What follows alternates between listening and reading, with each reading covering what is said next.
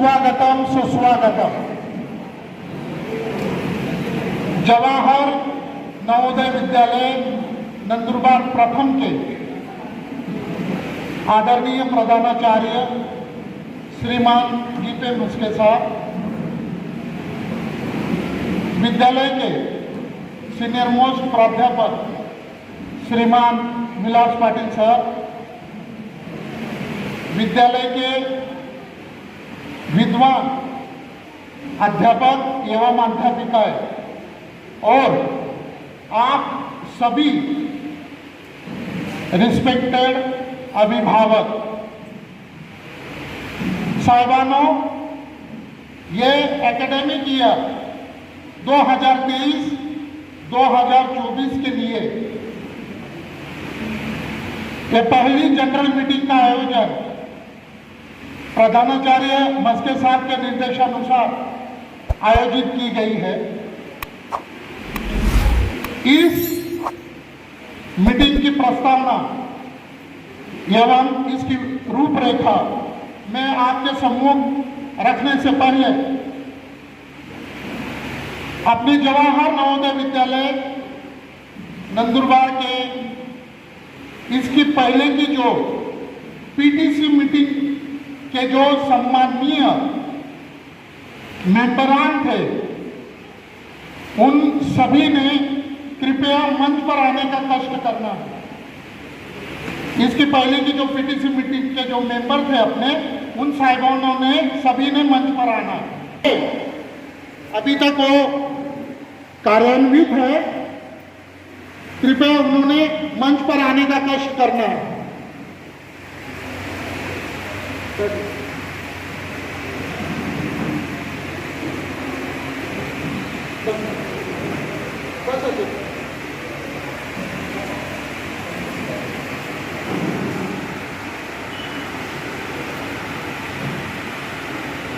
ये जो general meeting का आयोजन किया गया है, इस जनरल मीटिंग में से मैंने जैसा कि आपको बताया 2023-2024 एकेडमिक ईयर के लिए पीटीसी मीटिंग का गठन करना है,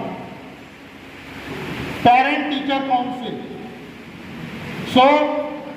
मैं आप सभी को संक्षिप्त में, बाकी सारा जो ब्यौरा है वो हमारे आदरणीय प्रधानाचार्य जी आपसे गुफ्तगू करेंगे इसके बारे में। इसकी थोड़ा सा शॉर्ट में इसका सारा इसकी रूपरेखा मैं आपके सामने रख रहा हूँ। पीटीसी मीटिंग जो होती है, उस पीटीसी मीटिंग का कार्य इस प्रकार से होता है कि विद्यालय के हित में, इस विद्यालय में पढ़ने वाले छात्र तथा छात्राओं के हित में, उनके एजुकेशन के संदर्भ में, उनका विकास, उनका सर्वांगीण प्रोग्रेस किस प्रकार से करना है और किस प्रकार से होगा, और उसके लिए आप सभी का योगदान, आप सभी का अमूल्य उसमें सुझाव हमें अपेक्षित होता है। इसमें ऐसा नहीं है कि जो पीटीसी मीटिंग के जो मेंबरान होते हैं कि वो अननेसेसरी किसी प्रकार का विद्यालय प्रभावित हो, विद्यालय का एडमिनिस्ट्रेशन प्रभावित हो, विद्यालय के डिसिप्लिन में, बच्चों के एजुकेशन में किसी भी प्रकार की बाधा उत्पन्न ना हो, ऐसा कोई भी कृत्य, ऐसा कोई भी कार्य पीटीसी मेंबर को नहीं करना है। जो भी कार्य करना है विद्यालय के हित में, बच्चों के हित में। और इस पीटीसी मीटिंग के जो पदसिद्ध प्रेसिडेंट होते हैं, अध्यक्ष, वो विद्यालय के प्रधानाचार्य होते हैं। इस विद्यालय के प्रधानाचार्य आदरणीय जी.पे. मुस्के साहब, ये इसके पदसिद्ध अध्यक्ष होंगे। और पीटीसी इस काउंसिल से हम खुद, हमारे प्रिंसिपल साहब ने इसमें बहुत ही 100% पारदर्शिता रखी है। हम स्वयं कोई भी स्टाफ मेंबर किसी पेरेंट का नाम स्वयं नहीं लेंगे, खुद नहीं लेंगे। आप में से ही आप लोगों को पेरेंट के नाम सूचित करना है और आप सभी के सम्मति से प्रधानाचार्य हमारे उसमें अंतिम मोहर लगाएंगे, ताकि किसी के भी दिल में किंतु परंतु की कोई गुंजाइश ना रहे। और जैसा कि मैंने आपको बोला कि इस पीटीसी मीटिंग काउंसिल के कार्य संक्षिप्त में आप समझ जाइए कि हमारा विद्यालय दिन दुगनी और रात चौगनी तरक्की कैसे करेगा, प्रगति कैसे करेगा, बच्चे किस तरह से पढ़ाई में अपना मन लगाएंगे, अपना आउटपुट देंगे, अपना नाम आगे ले जाएंगे और तत्पश्चात आप पेरेंट लोगों का नाम भी आगे आए। आप सभी को विदित है कि इसी नवोदय विद्यालय अक्कलकुआ से पढ़ा हुआ छात्र इस विद्यालय के से निकला हुआ छात्र नंदुरबार डिस्ट्रिक्ट के सर्वोच्च पद पर बैठकर आया। डॉक्टर राजेंद्र भारू, जिलाधिकारी नंदुरबार, आप सभी को पता है। सो आप उस पर से अंदाजा लगा सकते हैं कि जवाहर नवोदय विद्यालय का सिलेबस एनसीईआरटी का है, सीबीएसई बोर्ड है। यहाँ पर जो भी आपका बच्चा ईमानदारी से मेहनत करके अपना पूरा समय अपने एजुकेशन में लगाएगा, सो आने वाला जो भविष्य है उसका बिल्कुल उज्जवल रहेगा। उसकी प्रगति और वो एक दिन बुलंदी की चोटी पर पहुंचे बिना नहीं रहेगा, इसमें कोई शक नहीं। सो दोस्तों, अभी मैं यहाँ मंच पर हमारे विद्यालय के प्रधानाचार्य श्रीमान जीपी मस्के साहब, उसके पहले सर 2 मिनट तक मैं अभी इसके पहले भी आपके सारे बहुत सारे रिश्तेदार, आपका भी आने का मौका कभी इस विद्यालय में आपको मिला होगा। उसके पहले का विद्यालय और अभी का विद्यालय, वर्तमान विद्यालय आप देख रहे हो किस प्रकार से प्रोग्रेस हुआ है। और मैं बड़े गर्व के साथ, बड़े अभिमान के साथ कहता हूँ कि हमारे जीपी मस्के साहब जब से इन्होंने इस विद्यालय के प्रधानाचार्य के रूप में कार्यभार अपने हाथ में लिया है, तब से लेकर आज तक ये विद्यालय प्रगति पे प्रगति किया जा रहा है। और इस विद्यालय का नाम हिंदुस्तान में दोस्तों कम से कम 700 से 800 जवाहर नवोदय विद्यालय है ऑल ओवर इंडिया में। तो उसमें से जो 10 टॉपिक्स विद्यालय है, टॉप विद्यालय, उसमें अपने अक्कलकुआ नवोदय विद्यालय का नाम है। और उसका क्रेडिट अगर किसी को जाता है तो वो है हमारे आदरणीय प्रधानाचार्य श्रीमान जीपी मस्के साहब। सो दोस्तों, हम सभी को मिलकर उनकी इस कार्य प्रणाली को, उनके एडमिनिस्ट्रेशन को हम सभी ने पॉजिटिवली सारा सहकार्य करना है। सो इसके आगे इस कार्य को, इस पीटीसी मीटिंग गठित करने का जो कार्य है उसकी मैं शुरुआत कर रहा हूँ।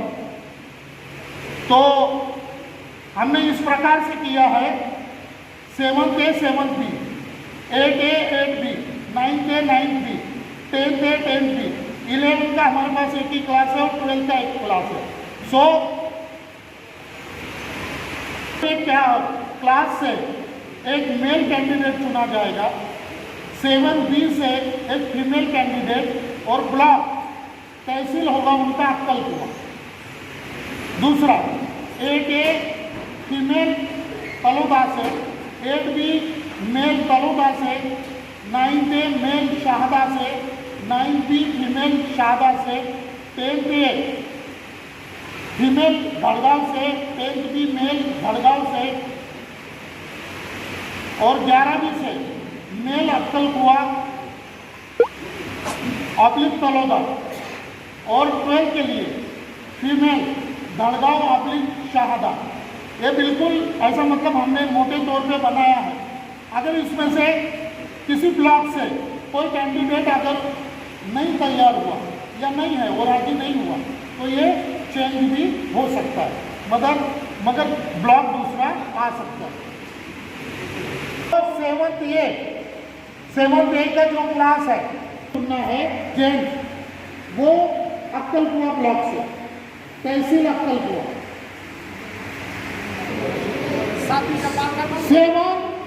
7th A भी अक्कलकुआ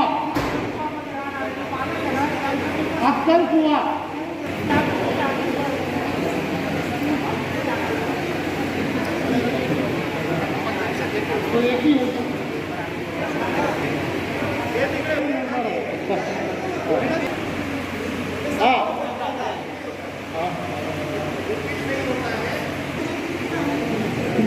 अक्कलकुआ का फीमेल है, फीमेल खड़े रहो। महिला वर्ग से अक्कलकुआ ब्लॉक से कौन कौन आया है जिनका बच्चा 7th में पढ़ रहा है? नहीं है कोई? चलो मैं आगे चल रहा हूँ। तो फिर चलो 8 A से फीमेल महिला तलोदा ब्लॉक रहना है, तलोदा ब्लॉक से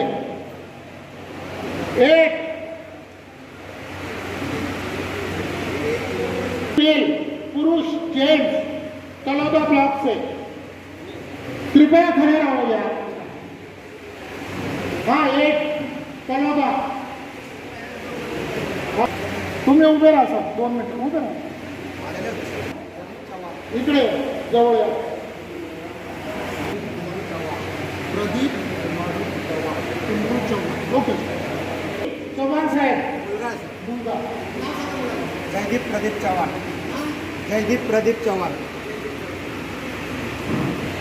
ओके।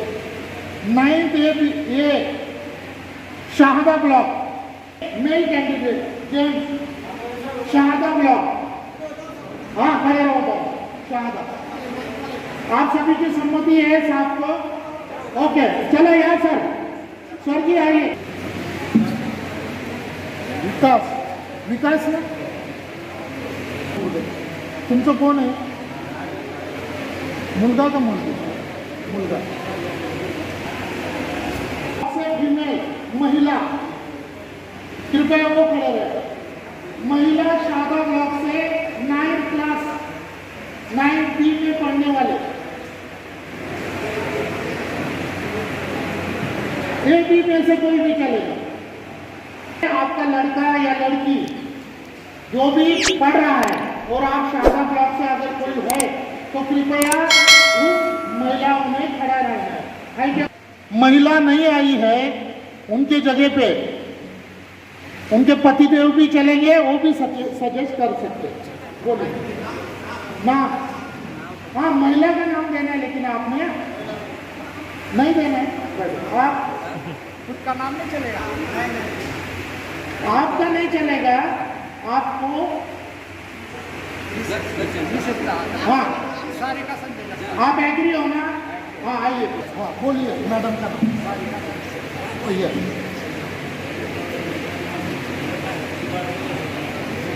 हाँ वो माइग्रेशन हो जाएगा। ओके बैठो सर। ये महिला कैंडिडेट धड़गांव ब्लॉक से, धड़गांव तहसील धड़गांव में मुलगी वगैरह भी आता है, मुलगी का भी चलेगा क्योंकि मुलगी के बच्चे धड़गांव ब्लॉक में जाते हैं एग्जाम देने के लिए, इसके लिए मुलगी और धड़गांव चलेगा। वो मिसेस का नाम नॉमिनेट कर सकते हैं। मैं आगे बढ़ रहा हूँ। 10th B मेल धड़गांव मुलगी से जेंट्स कैंडिडेट 10th B कोई नहीं। ओके 11 क्लास 11 जेंट्स अक्कलकुआ ऑब्लिक तलोदा दोनों ब्लॉक में से।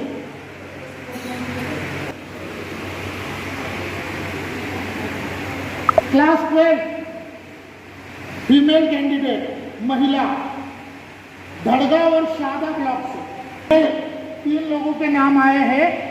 अभी जो बचे हुए हैं वो हमारे आदरणीय प्रधानाचार्य वो जिस प्रकार से क्राइटेरिया लगाएंगे, वो अध्यक्ष है इस पीटीसी कमेटी के, तो यह सर्वस्व जो अधिकार है उनके अधिकार क्षेत्र में आता है। वो जो कुछ करेंगे वो हम सभी के लिए बंधनकारक है। ओके सर सर एक मिनिट सर, त्याचे विद्यार्थी पाठी असतील, बोला। तिचा पालक वगैरे घेतला गेला नसेल तर जे उपलब्ध असतील, जे जे उपस्थित असतील त्यांच्यापैकी ते सगळ्यांनी उभं करायचं।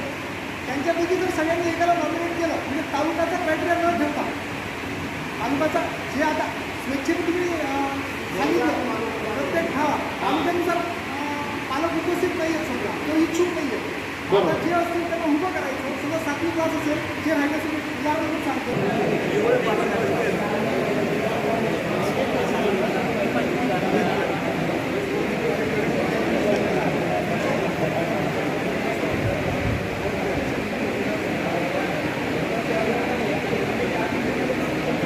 सो दोस्तों, अभी ये पीटीसी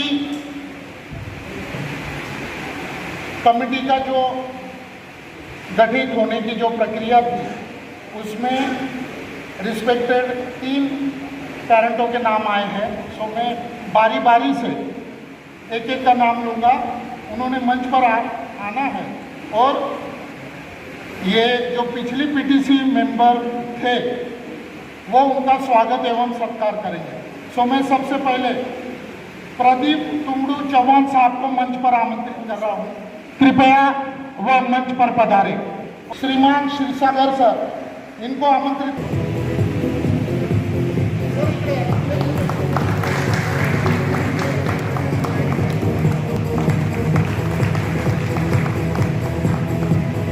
गांगुर्डे साहब, इनको मंच पर आमंत्रित कर रहा हूँ कि वह आए और इनके स्वागत के लिए मैं श्रीमान जितेंद्र लोहार साहब को रिक्वेस्ट करूँगा कि वो अपने शुभ कर कमलों से गांगुर्डे साहब को सम्मानित करें।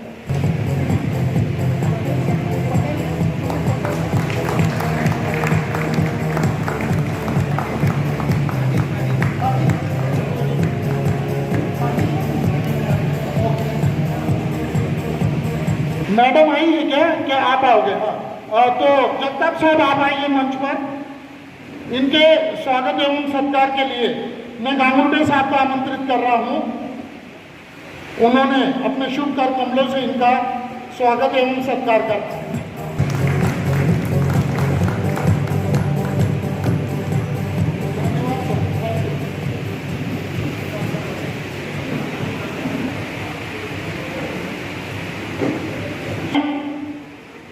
इस पीटीसी मीटिंग के अगली श्रृंखला में प्रथम की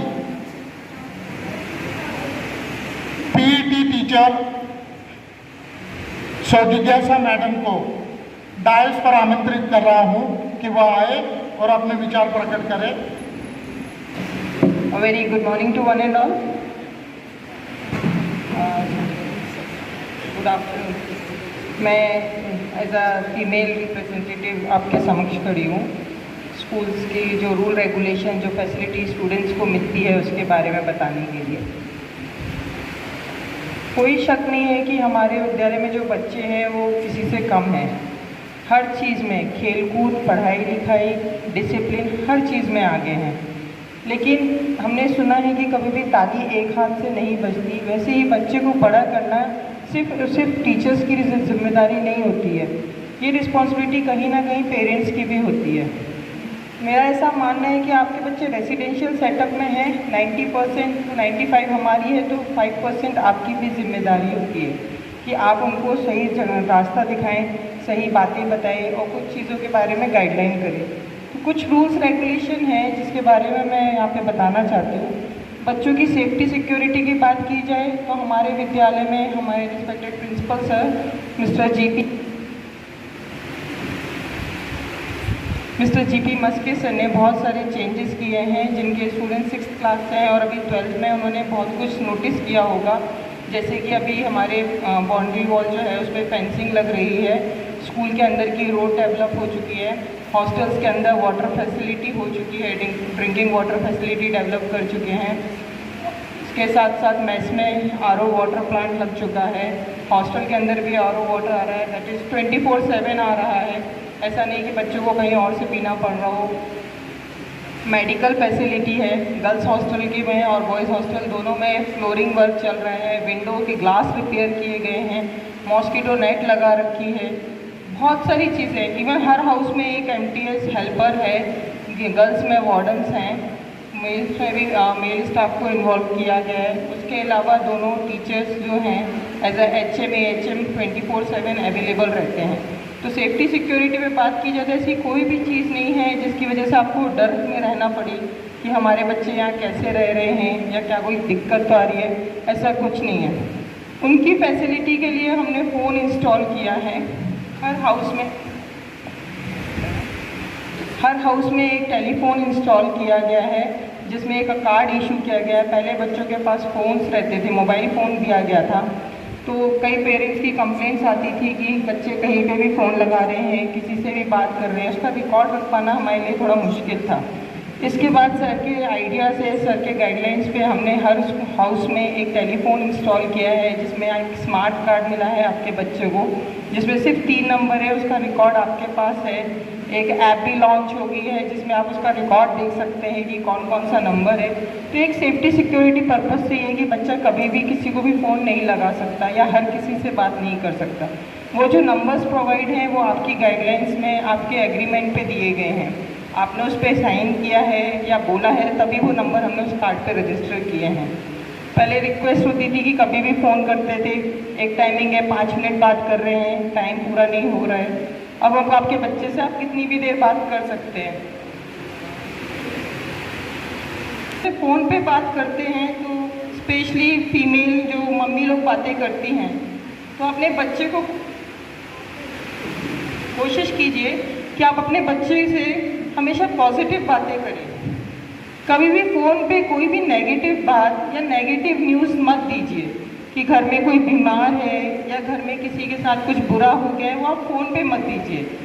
बहुत इमरजेंसी है, आप स्कूल में आके उसको सामने दीजिए, ये मेरी रिक्वेस्ट है। क्योंकि आप वहाँ से फ़ोन पे तो बता देते हैं कि XYZ है, वो नहीं रहे या उनकी तबीयत ख़राब चल रही है, यहाँ बच्चा जो उससे इमोशनली कनेक्टेड रहता है वो बहुत डिस्टर्ब हो जाता है। ऐसे कई पेरेंट्स हैं जो फ़ोन पे बता देते हैं और मोस्टली रात के टाइम पे उनको डील करना बहुत मुश्किल होता है। तो मेरा ये बहुत रिक्वेस्ट करती हूँ मैं, ये आप मान लीजिए कि आप शाम के टाइम पे बात कर रहे हैं या सुबह कभी भी बात करते हैं, तो कभी भी कोई भी नेगेटिव न्यूज़ फ़ोन पे मत देना बच्चे को। और कभी भी अगर बच्चा भी सामने से फ़ोन पे रो रहा है तो थोड़ा कोशिश कीजिए उसको पहले काउंसिल करने की, समझाने की, ना कि उसकी थोड़ी से रोने पे आप यहाँ पे डायरेक्ट आ जाते हैं मिलने के लिए। इससे आपके बच्चे को हॉस्टल लाइफ में स्टेबल होने में दिक्कत होती है। स्पेशली ये छोटे बच्चों के साथ होता है। जो हमारे छोटे बच्चे आते हैं, अभी जैसे नेक्स्ट मंथ में 6th क्लास आ जाएगा और 7th क्लास है जो अभी एडजस्ट नहीं हो पाए हैं प्रॉपरली, तो उनके पेरेंट्स रहते हैं, बच्चा थोड़ा सा रो लिया तो हम तुरंत पहुंच के आ जाते हैं। और लोकल वाले तो बहुत ही जल्दी आ जाते हैं जो अक्कलकुआ में ही रह रहे हैं। तो थोड़ा सा कोशिश कीजिए, अगर बच्चा रो भी रहा है तो उसको समझाइए कि बेटा रहना पड़ेगा, पढ़ना पड़ेगा, एक दिन हमको हर चीज़ अपनी पसंद से नहीं मिल सकती, तो थोड़ा बहुत तो आपको भी समझाना पड़ेगा। ये आप घर में भी हम करते हैं कि हर चीज़ हम बच्चे को तुरंत नहीं दिला देते। घर में अगर वो रोता है किसी चीज़ के लिए तो आप तुरंत नहीं दिलाते, उसको थोड़ा समझाते हैं, थोड़े 1-2 दिन में दिला देंगे या उसकी ज़रूरत का होता है तो देते हैं। तो सेम वैसे ही है, नवोदय कहने के लिए तो स्कूल है लेकिन एक तरीके से हम घर ही चला रहे हैं, तो हमें बच्चे को वैसे ही संभालना पड़ता है। तो इस चीज़ के लिए मुझे पेरेंट्स का कोऑपरेशन चाहिए। नेक्स्ट, फूड आइटम्स, बहुत सारी मम्मियों का प्यार रहता है, सुबह से खाना बना के लेके आते हैं स्पेशली पेरेंट्स डे के लिए। उसके अलावा भी हम बहुत सारे स्नैक्स बनाते हैं उनके लिए कि हम दे देते हैं और फिर उसको सील पैक करके लेके आते हैं। तो मैं गुजारिश है मेरी आपसे कि ठीक है, आप पेरेंट्स डे पे उतना ही खाना लेके आइए जितना आप उनको खिला सकें उतनी देर में। उसको रखने के लिए मत परमिशन दीजिए क्योंकि वो खाना चलता नहीं है, ख़राब हो जाता है।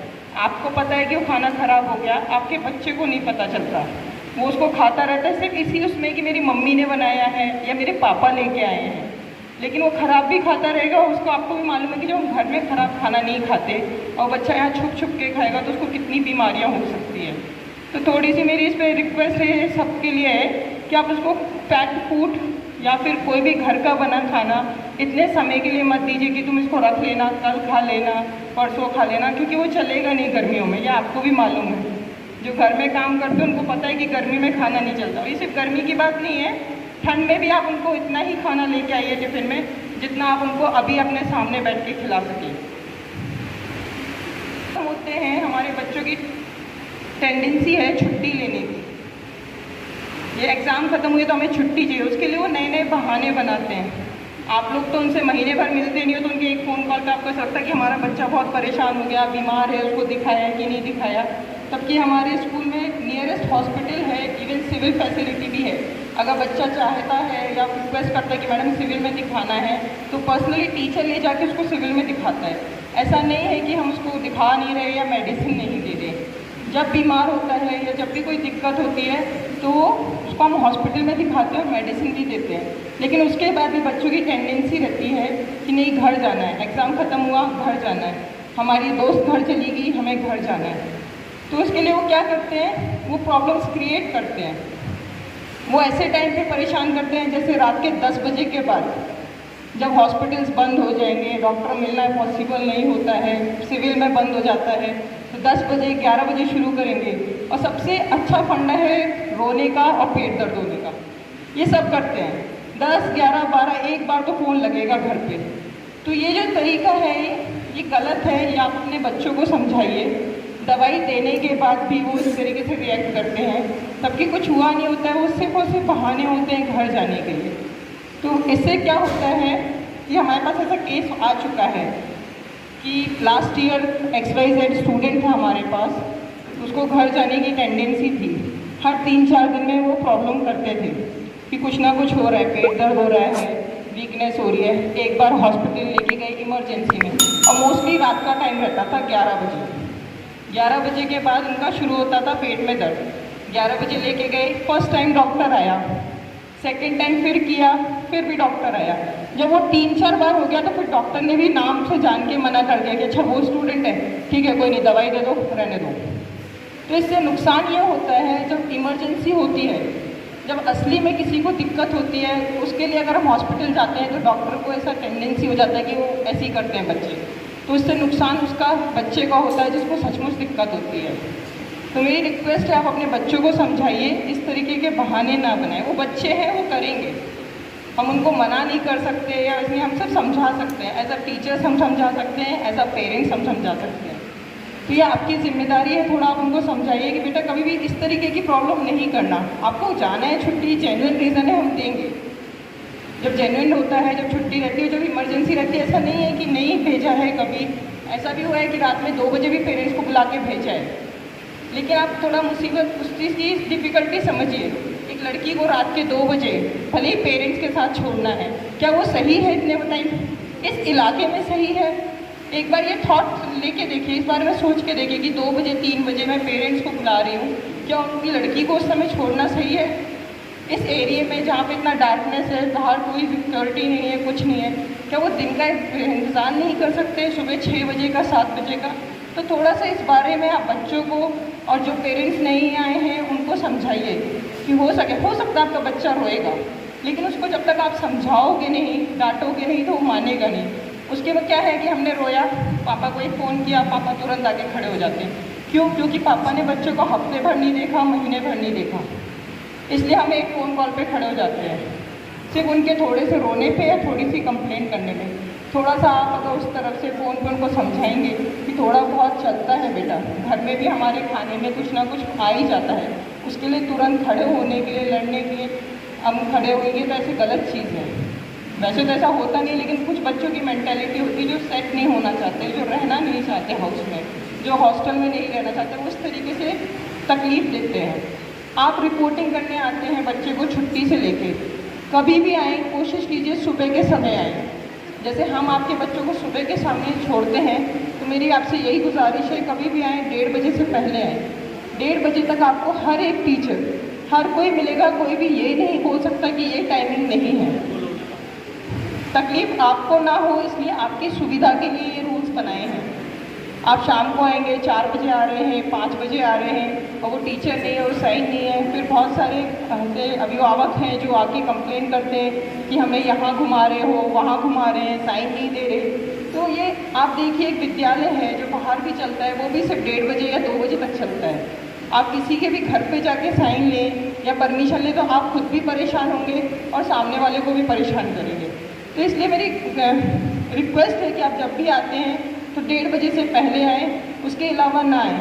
हर संडे आने की ज़रूरत नहीं है, हर संडे आने की भी ज़रूरत नहीं है। आपके लिए पेरेंट्स डे सैटरडे को दिया, इसके अलावा कभी भी कोई इमरजेंसी होती है, मेरे ख्याल से सारे HMs फ़ोन करके पर्सनली बुलाते हैं, सारे HMs पर्सनली बुला लेते हैं कि बेटा अपने पेरेंट्स को बुला लो, या वो खुद ही फ़ोन करते हैं कि आप आ जाइए लेने के लिए। लेकिन आप अगर बार बार आएंगे, हर संडे आएंगे या शाम को आ जाते हैं 5-6 बजे, तो उसमें दिक्कत ये होती है कि आपका बच्चा एडजस्ट नहीं हो पाता। आपने उनको यहाँ पे इंडिपेंडेंट होने के लिए रखा है कि बच्चा खुद से उठे, खुद से अपना खाना खाए, खुद अपने कपड़े धोए, अपनी देखभाल खुद कर सके, ना कि इसलिए कि घर पे भी आके उसकी देखभाल आपको करनी पड़ती है कि नहीं। एक उम्र के बाद बच्चे को खुद करना सीखना चाहिए, इसके लिए आपने उसको यहाँ रखा है। और ये चीज़ सिखाने के लिए एक हॉस्टल लाइफ से बेटर और कुछ नहीं है। अगर किसी को इंडिपेंडेंट बनना है तो उसको अपने अभिभावकों से, लव वन से दूर रहना पड़ेगा। जब तक वो अकेला रहना नहीं सीखेगा तब तक वो अकेला चलना भी नहीं सीखेगा। जब तक हम बच्चे का हाथ पकड़ के चलते रहेंगे तब तक उसमें डिपेंडेंसी बनी रहेगी। ठीक है, कपड़े हैं मम्मी धो देगी, खाना है मम्मी बना देगी, बाज़ार से ये सामान है पापा ला देंगे, यहाँ है ये काम ये कर देंगे। तो आपने उसको क्या सिखाया? आपने उसको हाउस में क्यों रखा, नवोदय में क्यों डाला? जब सब काम आप ही कर दे रहे हो तो फिर उसका यहाँ रहने का क्या मतलब? तो अगर आपको इंडिपेंडेंसी दिखानी है या सिखानी है बच्चे को तो थोड़ा सा आपको भी कठोर बनना पड़ेगा।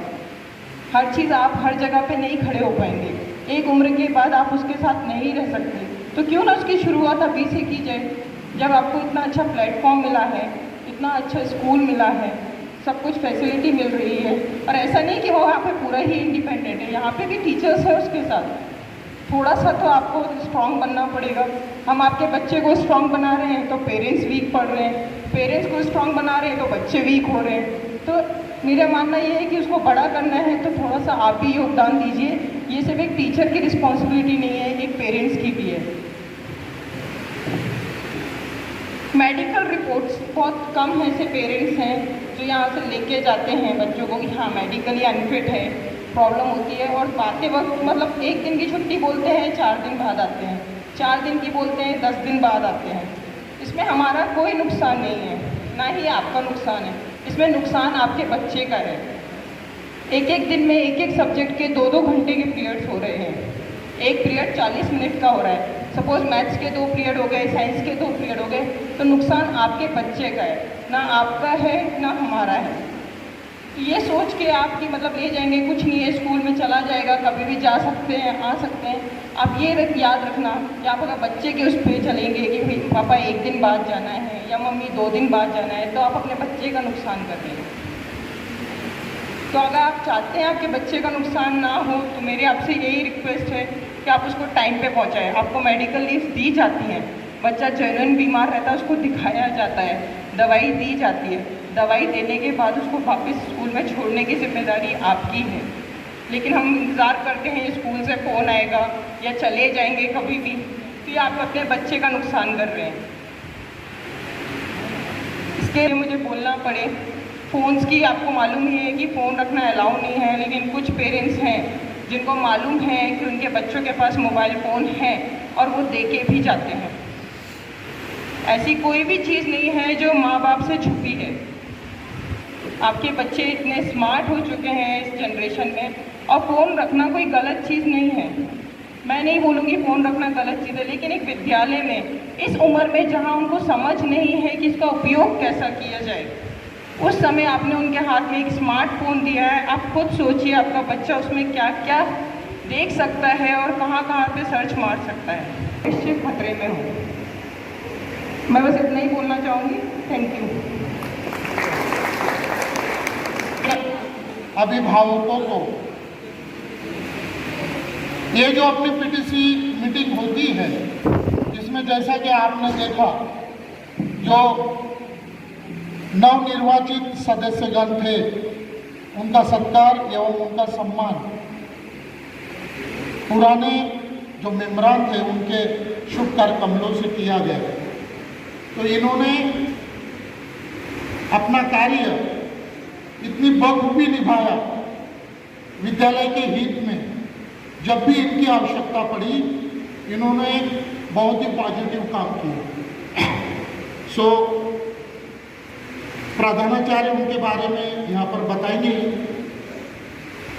इसी के साथ साथ इस पीटीसी मीटिंग में प्रधानाचार्य प्रेसिडेंट होते हैं और विद्यालय के 5 से 6 अध्यापक उसके मेंबर होते हैं। तो ऐसी पूरी बॉडी बनती है। प्रिंसिपल, प्रेसिडेंट, आप, अभिभावक और विद्यालय के अध्यापक एवं अध्यापिका। सो मैं अभी जो नई पीटीसी मीटिंग का पीटीसी कमेटी का गठन हुआ, तो अभिभावकों के साथ साथ हमारे विद्यालय के जो अध्यापक अध्यापिकाएं हैं उनका भी चयन किया गया है प्रधानाचार्य जी के द्वारा। सो मैं प्रधानाचार्य जी से अनुरोध करता हूं कि उनका भी सम्मान यहाँ पर किया जाए। तो मैं सबसे पहले इस विद्यालय के सीनियर मोस्ट प्राध्यापक श्रीमान वी.एम. पाटिल साहब को मंच पर आमंत्रित कर रहा हूँ और प्रधानाचार्य महोदय से विनती करता हूँ कि वह अपने शुभ कर कमलों से श्रीमान वी.एम. पाटिल साहब का सत्कार करें।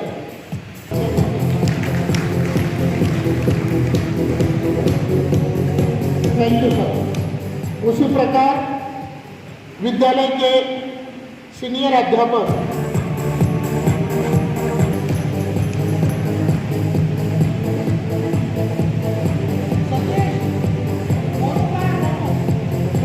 श्रीमान मोनू सर, बोला मैं पाटिल सर, श्रीमान विकास पाटिल साहब का सत्कार करेंगे। आदरणीय प्रधानाचार्य मस्के साहब।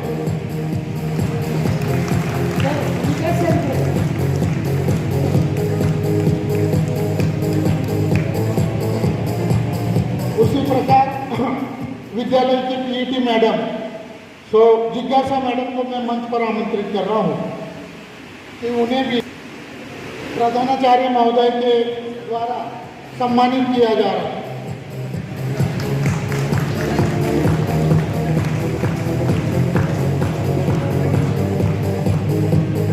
हमारे विद्यालय की बहुत ही टैलेंटेड आर्ट टीचर कुमारी मेघा मैडम को मैं मंच पर आमंत्रित कर रहा हूँ कि आदरणीय प्रधानाचार्य जी के शुभ कर कमलों से उनका सत्कार किया जाए। और प्रिंसिपल सर से गुजारिश करूंगा कि वो उनके शुभ कर कमलों से उनका स्वागत करें, सत्कार। श्रीमान मोनू सर।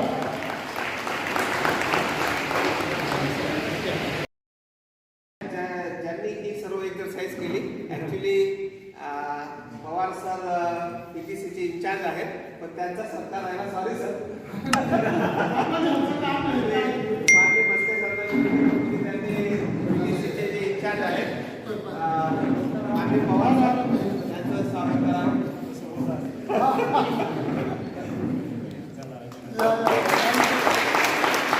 प्राध्यापक श्रीमान वी.एम. पाटिल साहब को डायस पर आमंत्रित कर रहा हूँ। श्रीमान वी.एम. पाटिल साहब। Honorable Principal Sir, respected PTC members, dear parents, good afternoon to all. Today it's a matter of great pleasure for all of us. मराठीमध्ये बोलतो। आनंदाची गोष्ट आहे आमच्यासाठी की नवीन जी PTC आहे तिचं ॲज पर NVS नॉर्म्स गठन झालेलं आहे. नॉर्मली बहुतेक लोक स्टेटमध्ये टीचर्स प्रायमरी किंवा सेकंडरी किंवा मग युनिव्हर्सिटी लेक्चरर्स असतील, तर स्टेटमध्ये SMC असते, ज्याच्यात स्कूल मॅनेजमेंट कमिटीमध्ये जसे मेंबर्स असतात त्या प्रकारे, पण थोडंसं वेगळं असं हे PTCचं स्वरूप असतं. चेअरमन जे पदसिद्ध असतात ते प्रिन्सिपल असतात आणि व्हाईस प्रिन्सिपल हे मेंबर सेक्रेटरी असतात. जर व्हाईस प्रिन्सिपल नसतील तर विद्यालयाचे जे सिनियर मोस्ट टीचर्स असतात ते मेंबर सेक्रेटरी असतात आणि काही मेंबर्स असतात ॲज पर जे ब्लॉक्स आहेत त्या प्रकारे. खरं तर मागच्या 2-3 वर्षापासून जे मेंबर्स समोर बसलेले आहेत त्यांना आपण कंटिन्यू केलं होतं, because due to corona protocol आपण जनरल मीटिंग घेऊ शकत नव्हतो. त्याच्यामुळे समितीच्या आदेशान्वये ते मेंबर्स कंटिन्यू झाले आणि त्यांनी सहकार्य केलं. PTCचं महत्त्वाचं काम जे आहे ते म्हणजे विद्यालयाच्या विकासाच्या बाबतीत एक ॲडवायझरी कमिटी म्हणून काम करणे. भरपूर विद्यालयांमध्ये PTCने खूप चांगलं काम केलेलं आहे. काही विद्यालयांमध्ये PTCने डोनेशन्स देऊन, पॅरेंट्सकडून डोनेशन्स घेऊन काही चांगली कामंसुद्धा केलेली आहेत. आपल्याकडे तशी सुरुवात झालेली नाही, तर यावेळेस अपेक्षित आहे की पॅरेंट्सनी काही पॉझिटिव्ह असे इनिशिएटिव्ह घेऊन, कारण पैसे स्वरूपात नवोदय विद्यालय पॅरेंट्सकडनं काहीही घेत नाही.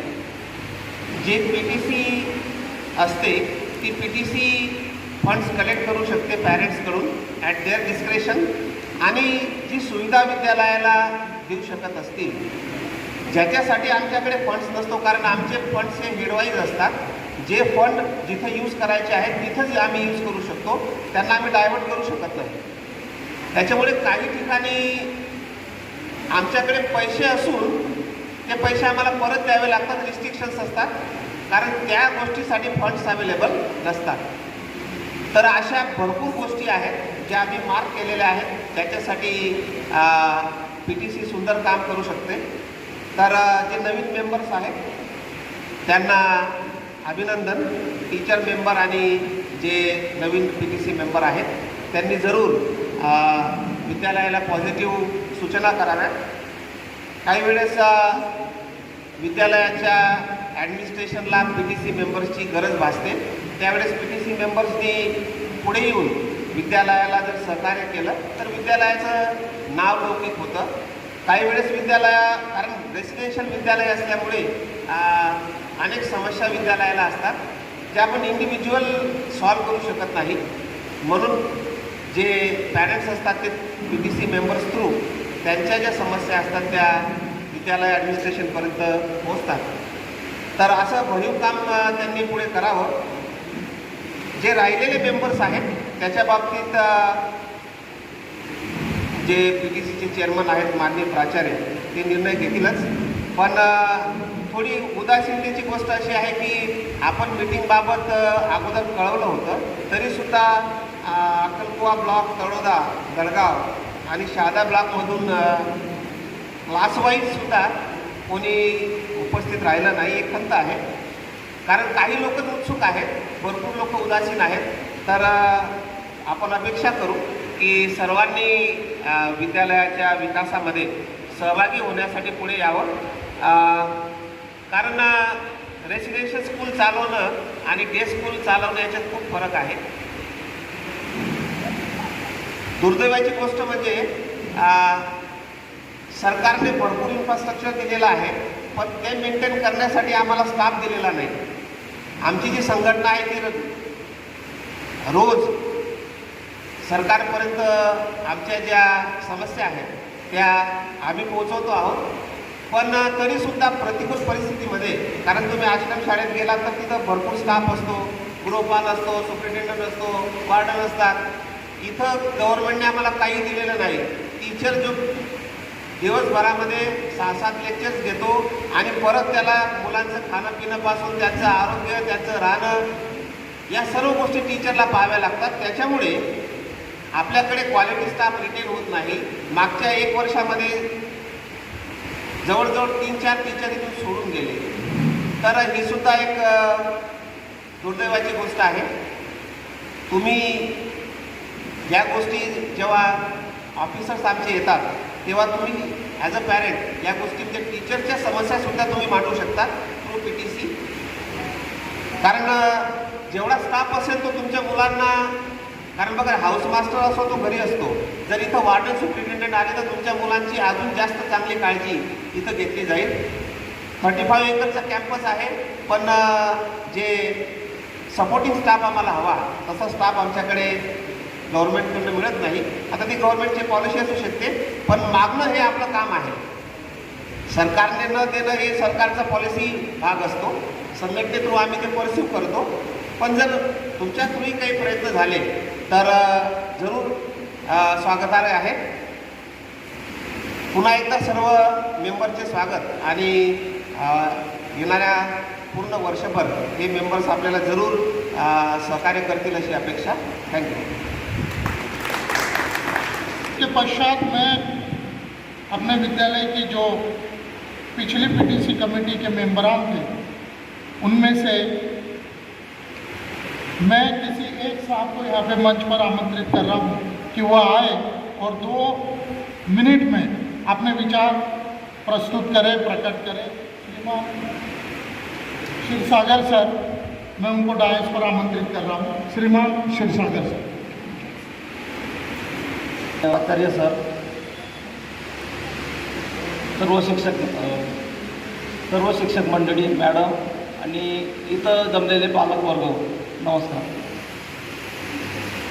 सरांनी आता मगाशी पाटील सरांनी सांगितलं की SMC म्हणजे स्टेट बोर्डला जे असतं SMC आणि PTC हे सारखं असतं. तर तुमचं पहिला शब्द मी बोलू इच्छितो की SMC आणि PTC एकत्र नसतं. स्टेट बोर्डला सुद्धा PTC म्हणून एक कमिटी असते, म्हणजे पालक शिक्षक संघ, आणि माता शिक्षक संघ म्हणून पण एक कमिटी असते.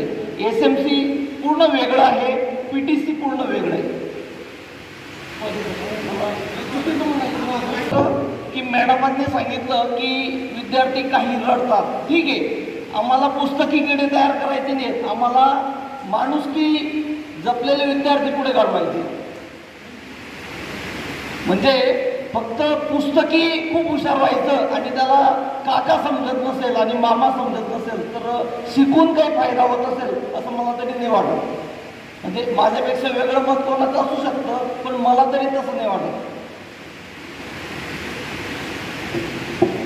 आणि मी ऐकलं होतं की एक म्हण लिहिली होती की कर्म करते जा लेकिन फल की अपेक्षा मत करते जा.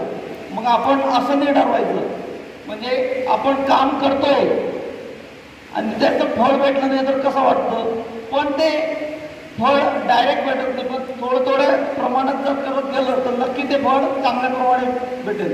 आता मागच्या वर्षी मी एकदा PTC मिटिंगला आलेलो होतो आणि त्यानिमित्त एक मुलगा नुकता लांडोळ करून आला. त्याने काय केलं, आला, कपडे वगैरे चेंज केले त्याने, दुसऱ्याच्या बेडवर गेला, मस्त कमरे वगैरे केलं, स्प्रे मारला, पावडर लावलं. मला आवडलं ते की कमी परिस्थितीमध्ये त्यांनी ते नियोजन केलं.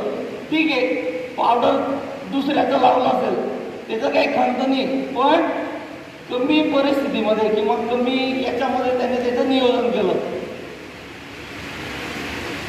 आज जगातल्या म्हणजे जगामध्ये 290 देश आहेत जवळपास, तर त्याच्यातले 20 ते 22% जे CEO आहेत मोठमोठ्या कंपनीचे, जसे गुगल आहे किंवा मोठमोठे जे कंपनी असतात त्याचे CEO आहेत ते भारतीय आहेत. का की त्यांनी अपडेट केलं. भारतासारखे IIT म्हणून इन्स्टिट्यूट आहेत, त्याच्यामध्ये त्यांनी अभ्यास केला आणि ते त्या पदावर जाऊ शकले. का जाऊ शकले? त्यांनी अपडेट केलं. आता मी 3 वर्षापासून PTC मेंबर आहे, तर मी पाहतोय म्हणजे मी PTC मेंबर, त्या सरांचं मस्के साहेबांचं ऑब्झर्वेशन करतोय तर सरांनी बऱ्याच गोष्टींमध्ये अपडेशन केलेलं आहे. म्हणजे अजून बऱ्याच गोष्टी आहेत. म्हणजे समजा 10 प्रॉब्लेम असतील, 10 पैकी समजा सुरुवातीचे जे महत्त्वाचे प्रॉब्लेम ते सॉल्व्ह करत गेलेत आणि अजून ते बरेच प्रॉब्लेम येतात. तर मी पुढील कामासाठी शुभेच्छा देतो आणि माझं बोलणं संपवतो. धन्यवाद. गांगुटे सर अपने अनमोल विचार आपके सम्मुख रखने वाले हैं. श्रीमान गांगुटे. आदरणीय व्यासपीठ आणि त्या व्यासपीठावर विराजमान असे आमच्या बालकांचे शिक्षक शिक्षिका तसेच जुने PTC मेंबर आणि नवीन PTC मेंबर या सर्वांसमक्ष मला आज या PTC मेंबरमध्ये घेतलं. प्रथम मी या विद्यालयाचे आभार मानतो आणि माझे 2 शब्द व्यक्त करतो. कोणत्याही ठिकाणी आपल्याला पद असो तर त्याच्यामध्ये 2 गोष्टी असतात, एक अधिकार आणि दुसरं असतं कर्तव्य. तर त्या कमिटीमध्ये असताना जो अधिकारापेक्षा कर्तव्याला महत्त्व देतो तेव्हा त्या कमिटीचं महत्त्व वाढतं. आणि प्रत्येक वेळी ही गोष्ट नक्की असते, मी एक शिक्षक आहे त्यामुळे शिक्षकांना कोणत्या अडचणी येतात हेही मला पूर्ण माहिती आहे. तसंच समोर मी जेव्हा बसलेलो असतो पालक म्हणून तेव्हा पालकांच्या म्हणजे पाल्याच्या कोणत्या गरजा असतात या पालकाला नक्कीच माहिती असतात.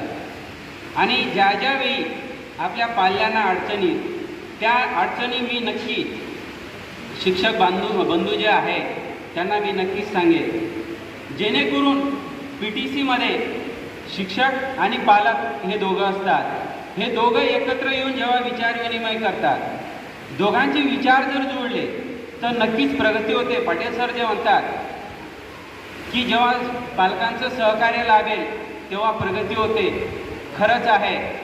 कारण शिक्षक एखाद्या ज्यावेळी मिलिटरी असते त्या सैन्यामध्ये अनेक पदं असतात. प्रत्यक्ष कॅप्टन पुढे नसला परंतु कॅप्टनला माहिती असतं की किती सैन्य आहे आणि पुढे जोही चालत असतो त्याला हे माहिती असतं की माझ्या मागे खूप सैन्य आहे, हातामध्ये किती हत्यारं आहेत आणि कोणत्या प्रकारचे हत्यार आहेत हा विचार करत नाही, परंतु माझ्या पाठीमागे किती लोक आहेत हा विचार तो प्रथम करतो. आपल्या गावामध्ये घरामध्ये नातेवाईकांमध्ये आपल्या पाठीशी किती आहेत, तो किती भक्कम आहे हा विचार करत नाही. एखाद्या वेळेस आपण जेव्हा रात्री जात असतो, रात्री जात असताना तुमच्या हातामध्ये एक लहान मुलगा असतो जो नुकताच चालायला लागलेला असतो, परंतु तुमच्या मनामध्ये काय असतं की आम्ही 2 आहोत, त्याच्यामध्ये किती ताकद आहे हे बघत नाही, परंतु आम्ही 2 आहोत त्याच्यामुळे तो कोणत्याही संकटाला घाबरत नाही. त्याचप्रमाणे जर जवाहर नवोदय विद्यालयातील आपले मस्के सर यांचाही मी काळ बघितला आणि त्याच्या आधी जे होते त्यांचाही काळ बघितला आणि आपणही बघत आहात की खरोखर साहेबांच्या कालावधीमध्ये मी प्रशंसा करत नाही हे नक्कीच आहे, परंतु नक्कीच मला या 1-1.5 वर्षामध्ये सरांजवळ चार्ज आल्यानंतर नक्कीच बदल झालेला आहे.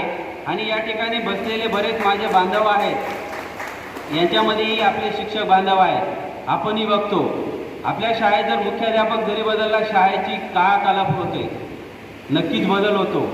आपला अधिकारी बदलला नक्कीच त्या केंद्राची त्या विभागाची त्या तालुक्याची प्रगती होत असते. तसंच या शाळेमध्ये खरोखर बदल झालेला आहे, ही कोणतीही प्रशंसा नाही. या स्टॉफने जरी सांगत असलं की बदल आहे, परंतु आपल्यालाही माहिती आहे नक्कीच बदल होत आहे. आणि हा बदल करण्यासाठी त्यांच्या पाठीशी जे शिक्षक बांधव आहेत आपले त्यांची साथ आहे आणि त्यांच्या साथीला आपली सर्वांची नक्कीच साथ जर मिळाली तर नक्कीच प्रगती होईल. आणि ती प्रगती ही आपले जे भविष्य आहे, आपली जी मुलं आहेत यांच्यासाठी नक्कीच उपयोगाला येईल. आजच्या दिवशी मी खूप आता वेळ न घेता या ठिकाणी एवढेच माझे 2 शब्द बोलून संपवतो. धन्यवाद.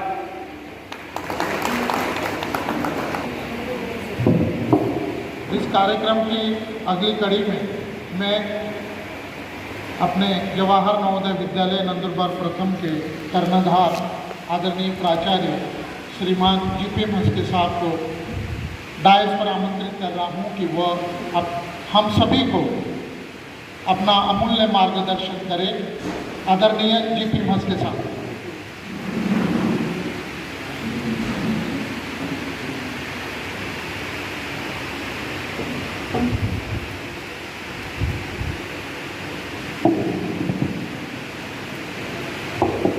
तर उपस्थित सर्व नवनियुक्त PTC सदस्य, जुने PTC सदस्य, आमच्या शाळेचे सर्व विद्वान साथी, सर्व सन्माननीय पालक, सर्वांना नमस्कार।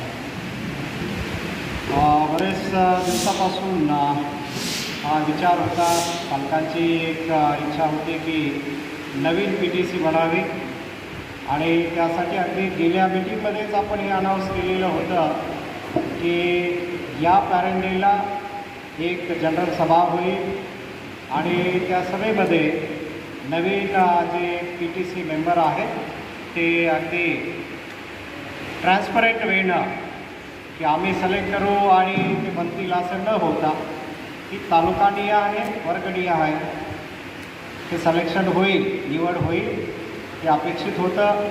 त्याप्रमाणे काही तालुक्यामधून प्रतिनिधी मिळालेले आहेत, बाकी जे राहिलेले आहेत तर त्याबद्दलही योग्य तो निर्णय घेतला जाईल, त्यामध्ये काही प्रॉब्लेम राहणे नाही।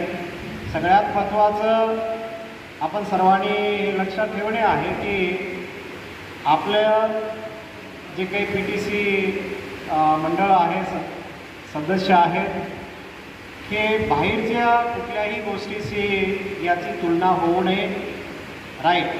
कारण बाहेर एक जनरल मानसिकता आहे की कुठं सदस्य बनायचं म्हणलं की मेंबरांची जमवाजमाव, ठीक आहे, मोर्चे बांधणी, ग्रुप बनवणे वगैरे वगैरे असे प्रकार हे आपल्यासाठी काही नवीन नाही, बरोबर। तर तसे प्रकार करण्याची इथं ना आवश्यकता आहे ना तुमच्यापैकी कोणी असं करतं आहे, ठीक आहे। उद्देश आपला, तुमचा आणि माझा उद्देश एक आहे, ठीक आहे, तो म्हणजे आपले जे पाल्य आहेत, जे विद्यार्थी आहेत, त्याचा एक प्रकारे सर्वांगीण विकास।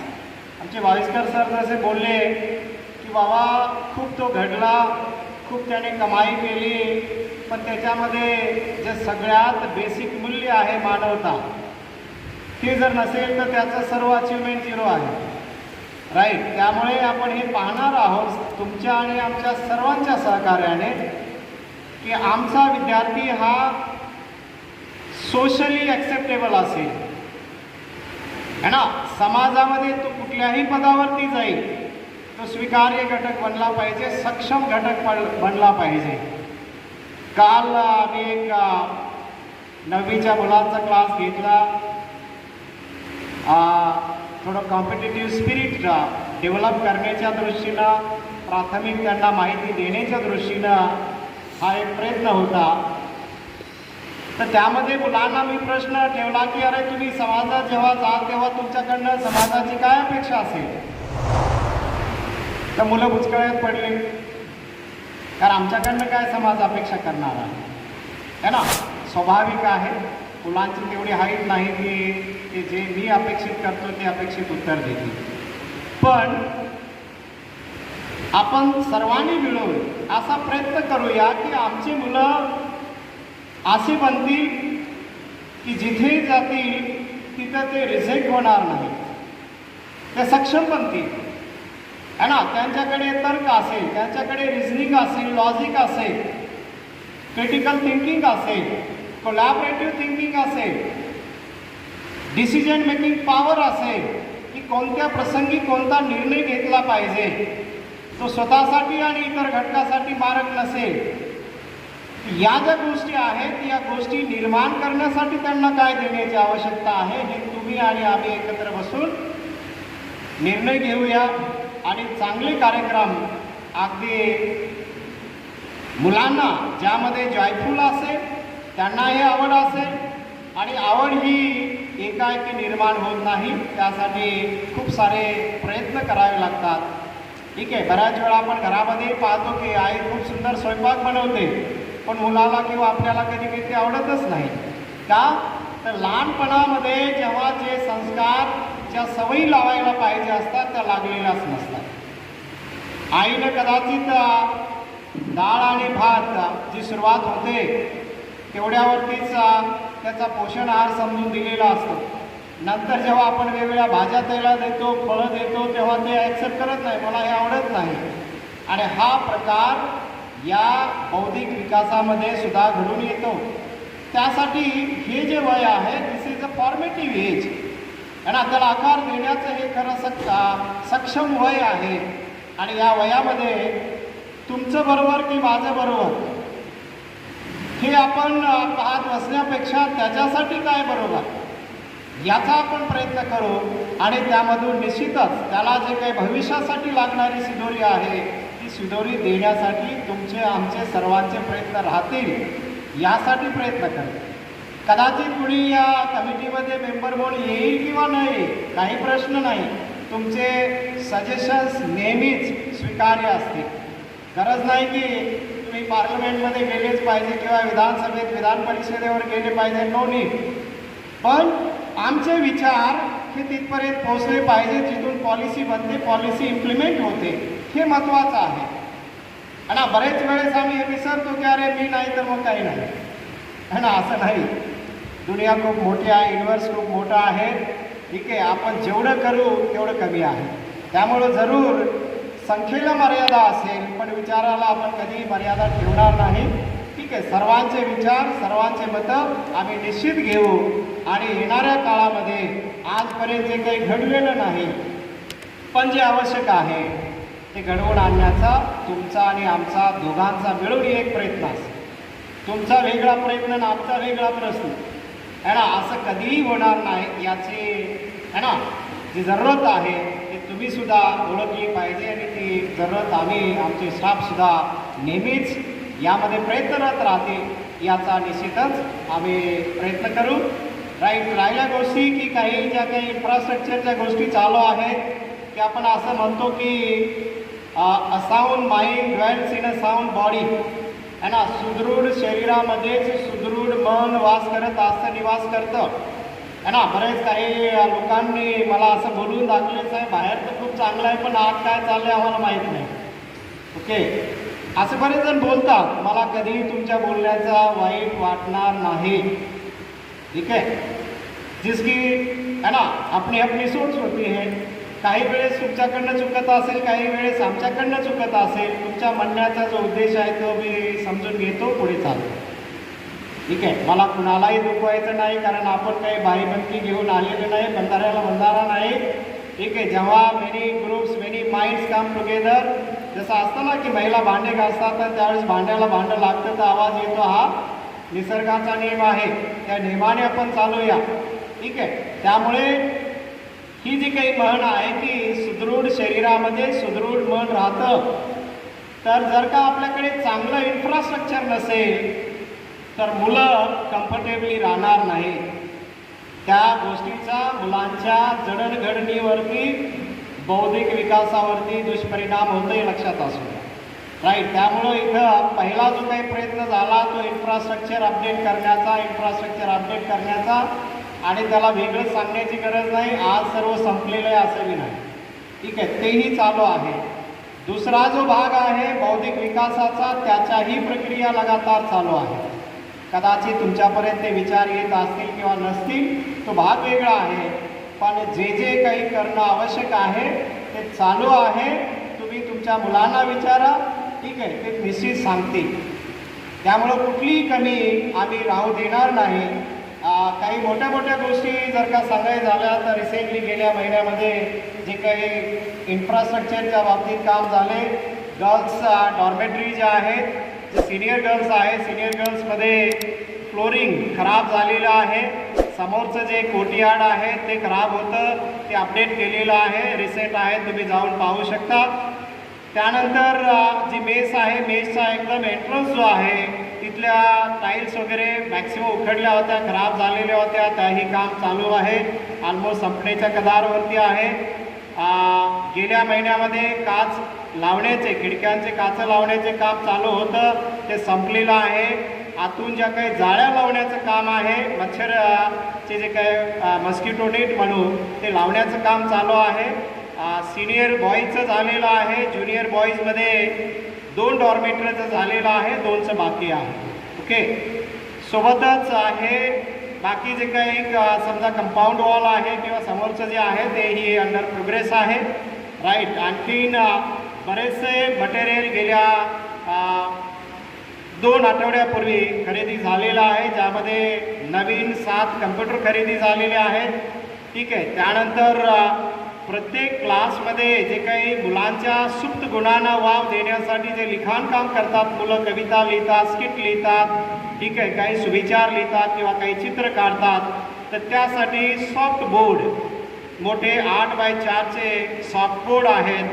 ते पूर्ण सर्व क्लासेस, सर्व लॅब्स, सर्व लॅबोरेटरीज, हॉस्टेल्स, मेस सर्वांमध्ये लावण्यासाठी 40 ऑलमोस्ट मोठे बोर्ड परचेस झालेले आहेत. तर लावण्याचं काम बाकी आहे. प्रत्येक क्लासमध्ये जशा परीक्षा असतात किंवा काही सूचना द्यायच्या असतात, त्या बाहेर क्लासच्या बाहेर बोर्डला लावून किंवा डिस्प्ले करायचं असतं. जसं परीक्षा आहे, त्या परीक्षेमध्ये मुलांना कोणत्या वर्गात माझा नंबर आलेला आहे तर बाहेरच ते दिसलं पाहिजे, त्यासाठी एक डिस्प्ले बोर्ड खरेदी झालेला आहे आणि ही सर्व क्लासेसला लावला जाईल. म्हणजे स्टँडर्डायझेशन जे आहे ते स्टँडर्डायझेशनच्या अंतर्गत काही फंड आलेला तो पूर्णच्या पूर्ण खर्च झालेला आहे. सोबतच तुम्ही पाहिलं असाल की ग्राउंडमध्ये लाल माती पडलेली दिसते, ते सुद्धा स्पेशली खर्च करून खरेदी केलेली आहे. त्याचं पुढचं काम आणखीन बाकी आहे. त्याला पाणी देणे असेल, रोलिंग करून प्रेसिंग करणं असेल ते बाकी आहे. राईट, दुसरं इकडे जे बास्केटबॉल ग्राउंडवरती तुम्ही पाहिला असाल कलरिंगचं काम, ठीक आहे, एका सिंगल हँडमध्ये होईल असं अपेक्षित होतं, पण ते सिंगल हँडमध्ये झालेलं नाही, थोडं एवढं क्लिअर झालं नाही, ते आणखीन अर्धवट राहिलं आहे, पण ते प्रोग्रेसमध्ये आहे. ठीक आहे, त्याच्यानंतर जे काही कॉम्पिटिटिव्ह एक्झामच्या बाबतीत लास्ट वेळेला आपली चर्चा झाली होती, त्या 9वी क्लासच्या वर्गाला याची सुरुवात झालेली आहे. ठीक आहे, केवळ IITच्या दृष्टीनं, NDAच्या दृष्टीनं जी काही माहिती त्यांना देणे आवश्यक होतं, काही माहिती दिलेली आहे. त्याच्याही पूर्वीची जी काही प्री रिक्वायरमेंट असते, ती काय काय रिक्वायरमेंट असते या अंगाने त्या मुलांना मार्गदर्शन केलेलं आहे, ते मी स्वतः केलं आहे. राईट, याच्याशिवाय जशा एक्झाम असतात, मुलामध्ये जे काही एक प्रकारचा सायंटिफिक टेम्परामेंट निर्माण करण्याची आवश्यकता असते, त्या दृष्टीनं इस्रो मुलांसाठी काही कार्यक्रम राबवत असतात. गेल्या महिन्यामध्ये राईट आपल्या मुलांचे फॉर्म भरलेले आहेत, जे सध्या 10वीला मुलं आहेत. 9वीमध्ये असताना ते फॉर्म भरावे लागतात. ते फॉर्म बऱ्याचशा मुलांचे फॉर्म भरलेले आहेत. राईट, आणि मुलांना त्यासाठी मोटिवेटही केलं जात आहे. साथ दुसरा एक प्रोग्राम असतो IISER, Indian Institute of Science and Research. ही जी काही संस्था आहे, या 5 एक संस्था आहेत ऑल इंडियामध्ये, तर त्याही मुलांमध्ये सायंटिफिक टेम्परामेंट निर्माण करण्यासाठी कार्य करते. 6वी ते 12वीपर्यंतच्या मुलांना यामध्ये मार्गदर्शन केलं जातं, फिजिकल कॅम्प लावले जातात. तर त्याचाही प्रोग्राम आलेला आहे. आजच मॉर्निंग असेंब्लीमध्ये मुलांना ही माहिती दिलेली आहे. आमचे जे कुंभार सर याचे कोऑर्डिनेटर आहेत, ते मुलांकडनं याचे फॉर्म भरून घेतील. नीटच्या बाबतीत ऑलरेडी क्लासेस जे काही एनेबल पुणे आणि अवंती फेलोज याच्या मार्फत क्लासेस चालू केले जातात. ड्युरिंग द एक्झाम पिरियड हे बंद केलेले होते, ते मंडेपासून म्हणजे परवापासून पुन्हा पूर्ववत सुरू होत आहे. राईट, दुसरं आपले जे मुलं आहेत तिथले आता 10वी 12वीला आहेत, त्यांचे ऑलरेडी एक्स्ट्रा क्लासेससुद्धा सुरू करण्यात आलेले आहेत. तुम्ही तुमचे जे मुलं जर का 10वी 12वीचे पालक असतील इथे, त्यांना विचारू शकता. बाहेरूनही मी काही आमचे जे वरचे अधिकारी आहेत त्यांनाही रिक्वेस्ट केली की काही जे एक्सपर्ट टीचर्स असतात त्यांना इथे डेप्यूट करावं, आणि त्यानुसार एक लेटर ऑलरेडी आलेलं आहे. खेड्यावरून आपल्याकडे टीचर येणार आहेत जे की या 10वी-12वीच्या मुलांसाठी खास करून स्पेशल क्लास घेतील. राईट, या काही मोठ्या मोठ्या गोष्टी आहेत. निश्चितच बाकी जे स्लो लर्नर्स असतात त्यांना आयडेंटिफाय केलं जातं based on the annual exam आणि इव्हन द कंटिन्युअस एक्झाम ज्या कंडक्ट केल्या जातात त्यासाठी स्पेशल क्लास रेमेडियल क्लासेस लावले जातात. राईट, हे तुमच्या मुलांना माहीत आहे. राईट, यावर्षी आणखीनच ते अगदी सातत्यपूर्ण जे काही फीडबॅक प्रोग्राम असतो रेमेडियलद्वारे दिलं जातं. राईट, साथ मी मागच्या वेळेस मुलांना एक अपील केलं होतं, आवाहन केलं होतं की आमच्यामध्ये वाचन संस्कृती थोडी मरगळलेली आहे. ठीक आहे, यासाठी प्रत्येक पॅरेंट डेला प्रत्येक मुलाने केवळ एक पुस्तक पालकाकडनं मागून घेणे आहे, खरेदी करणे आहे. ठीक आहे, का तर आज जरूर आमच्याकडे आहे ना अगदी 25,000 पुस्तकं लायब्ररीमध्ये आहेत, पण मुलामध्ये तो जो काही छंद आहे वाचण्याचा तो हल्ली थोडा कमी होताना दिसतो. त्याचे कारणं वेगवेगळे जरूर आहेत, पण पालकांना एक सर्वांना तुम्हाला रिक्वेस्ट आहे की सर्वांनी हा प्रयत्न करून तुम्ही बिलकुल फोन करा की प्रत्येक महिन्याला पॅरेंट डेला है ना तुम्ही नक्की येतच असता त्या दिवशी एक पुस्तक जरूर द्या. कोणतं पुस्तक असावं ते तुम्ही ठरवा. ते मराठी असावं, हिंदी, इंग्लिश कुठलंही असू द्या, पण तुम्हाला तुमच्या पाल्याची आवड माहीत असते. सोबतच या पुस्तकाचा भविष्यामध्ये त्याच्या विचाराची जडणघडण होण्याच्या दृष्टीनं काय उपयोग होणार आहे हे लक्षात घेऊन जर तुम्ही एखादं पुस्तक छोटा असेल मोठा असेल it can be decided by you है ना, तुम्ही ते ठरवा. मुलाला त्याबद्दल थोडा येते वेळेस वाचून या, थोडक्यात पुस्तकची माहिती द्या. बेटा बघ या पुस्तकामध्ये ही माहिती आहे आणि भविष्यामध्ये तुला या माहितीचा फायदा कसा होणार आहे याबद्दलही थोडं सांगा. तर त्यामुळे त्याच्यामध्ये असणारा जो काही इंटरेस्ट आहे तो आणखीन वाढेल आणि निश्चितच त्याला ते पुस्तक वाचलंच पाहिजे हे कंपेलिंग फिलिंग येईल. राईट, अशा काही गोष्टी आहेत. इव्हन एक दुसरा उपक्रम आपण राबवू शकतो की जसं बर्थडे असतात चॉकलेट वाटतो है ना, चॉकलेट नेहमीच खाल्ले जातात. तर एखादं जे काही डोनेशन नावाचा प्रकार आहे, दान देणारा राजा असतो है ना, असं आपण म्हणतो. का तुम्ही तुमच्या मुलाला राजा राणी बनवू नये? अरे दान करायला शिक है ना. सर्वात श्रेष्ठ का असेल तर दान श्रेष्ठ असतं आणि तेही विद्या दान करण्याचं माध्यम जर तुमच्या मुलाच्या हातून होत असेल तर अजून काय मोठं होणार आहे ना. लहानपणापासून अशा चांगल्या सवयी तुम्ही सुद्धा लावू शकता. बाकीच्या गोष्टी बऱ्याचशा विद्यालयामध्ये आता आम्ही पाहत आलेलो आहे. खूप सारे विकासाभिमुख कार्यक्रम राबवले जातात. ठीक आहे, तुम्ही सुद्धा त्याच्यावरती विचार करू शकता. आता नवीन PTC मेंबर आलेले आहेत, काही बाकी आहेत. ठीक आहे, तेही निवडले जातील आणि आमचा कुठल्याही XY वरती असा ना काही ग्रज आहे किंवा हा नको तो नको असलेला आहे की जो करू इच्छितो तो असला पाहिजे है ना. नाहीतर आपण म्हणतो की आमचा X मित्र आहे Y मित्र आहे, असं नको. कुणाला फोर्सफुली तुम्ही बना असं म्हणण्याची मानसिकता नको. कारण त्याला स्वतःला वाटलं पाहिजे की माझा मुलगा माझी मुलगी इथं शिकते आणि इथं नेमकं काय होतं आहे, काय करायला पाहिजे, माझी सुद्धा काही विजन आहे, माझी सुद्धा काही ॲस्पिरेशन आहे, ती जर अंमलात आणायची असेल तर मला तिथं गेलं पाहिजे. यासाठी त्या व्यक्तीनं स्वतः प्रयत्न करावा है ना. आणि अशा व्यक्तीला घेणं योग्य राहील. अदरवाईज असे ढकलून बसवलेली माणसं बोज बनतात. त्या विचाराचा मी नाही. ठीक आहे, हवं आवश्यकता पडली तर पुन्हा एखादी आपण मिटिंग घेऊ. त्या मिटिंगमध्ये त्या लोकांना तुम्ही बोलवा जरूर, तुम्ही या हे सांगा, पण त्यांना ते डिसाईड करू द्या की यस मला या कमिटीचा मेंबर बनणे आवडेल आणि तशा पद्धतीनं मेंबर नियुक्त करणं चांगलं राहील. अदरवाईज बऱ्याच वेळेस वाट पाहावी लागते की आज येणार आहेत का.